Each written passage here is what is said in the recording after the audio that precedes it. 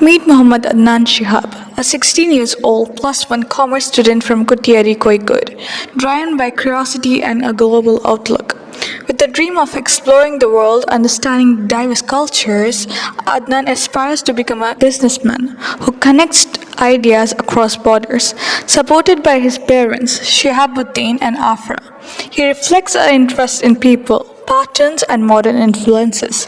Through his talk, Chemical Hook, Understanding the Biology of Social Media, Adnan examines platform shaped behavior, attention, and decision making. Did you know that we touch our phones around 2,600 times per day? That's insane, right? After COVID, Indians average 7 hours of screen time daily by scrolling on Instagram, YouTube, Facebook, and Netflix. Not only does this waste our time on our jobs, our hobbies, and our studies, it affects our mind. Try taking away the phone from someone. They get irritated, restless, stressed. It is no doubt that social media has become an addiction just like drugs or alcohol. Teachers, guests, and my dear friends, my name is Adnan Shihab, and today we're going to dive deep into how social media affects us just like drugs and how we can overcome it in just few steps. Ladies and gentlemen, you won't believe this, but social media addiction can be compared to drugs, alcohol, cigarettes, and gambling. I know what you're thinking. How could two totally different things, social media and drugs, be compared? It actually has to do something with the hormones. Dopamine. Dopamine is a neurotransmitter which activates or which fires up when we get a reward. Picture this. Remember when you were a little child waiting for your father to bring you chocolates after his work? Without knowing the exact time, that excitement builds up. That's dopamine rising, making you all hyped. Now imagine this. Your father buys you chocolates every single day. Due to repeated rewards, dopamine drops below baseline, causing chronic deficit. You need way more stimuli for the same pleasure. This is what scientists call the hedonic treadmill. You're always chasing, but never quite catching up. Consider this.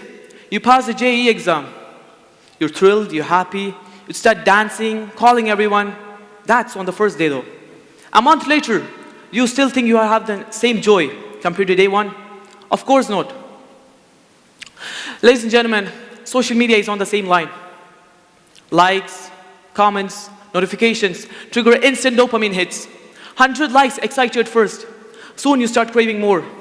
200, 300, more and more. Why does this happen? I've only talked about getting addicted to the bad things. Why not the good things? Why can't we get addicted to the good things? Like preparing for some competitive exams, for example. It is because of two scientific proven factors which increases our addiction. First factor, ease of access. Just one swipe to unlock your phone. Endless content. Second factor, quick rewards. You post something and gain likes in second.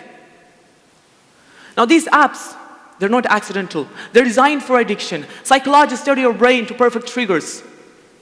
Bright colors, sneaky buttons, infinite scrolling. That Instagram feed, it never ends. They trap us like prey to maximize our screen time and their ad money. Compare this to real life. Going outside to play, you need to put on your dress, put on your shoes, head out, sweat it out. What about reading a book? You need patience, pages before it hooks you up. What about meeting up with friends? Planning is required. Planning is required and you should travel there. This is the result of social media. Psychologists didn't just make social media apps just to make us their prey. Social media doesn't just affect our time, it hits harder.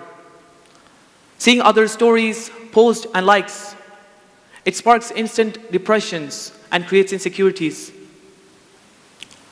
We often compare ourselves with others based on likes, comments, or followers. Why does he have more followers than me? Why does she has more followers than me? Or likes? Mark Zuckerberg, the creator of Instagram, promised real connections through these apps. But tell me one thing, how much of your Instagram friends have you actually met? Probably none, because the app keeps you glued online, avoiding real meetups. Now let us come to the solutions. First one, delete your social media apps. I'm not asking you to delete your social media accounts, just the apps. This removes ease of access. You need to open a browser to open your accounts.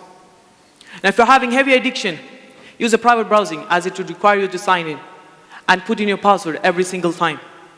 Now second one, remove your notification noises. Silence your phone sounds completely. We unlock our phones 110 times anyway, right? Do it on your terms. The same logic applies everywhere. Hard to get cigarettes, you smoke less. No easy access to gambling, you gamble less. What about drugs? The same thing. Let us implement these in our daily life for real changes. Thank you.